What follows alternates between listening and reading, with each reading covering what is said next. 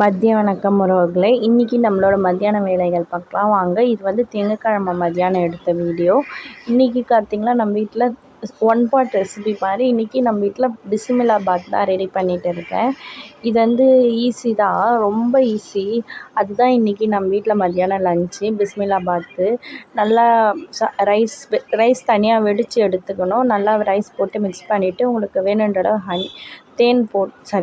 நெய் ஊற்றிட்டு நல்லா மிக்ஸ் பண்ணி கலந்துட்டு ஒரு 10 to 15 மினிட்ஸ் அப்படியே வச்சிங்கன்னா சுட சுட பிஸ்மில்லாபாத் ரெடி. சூப்பராக இருக்கும். நீங்கள் செஞ்சு பாருங்கள். இந்த ரெசிபி நான் கூடிய சீக்கிரம் நம்ம சேனலில் அப்லோட் பண்ணுறேன்.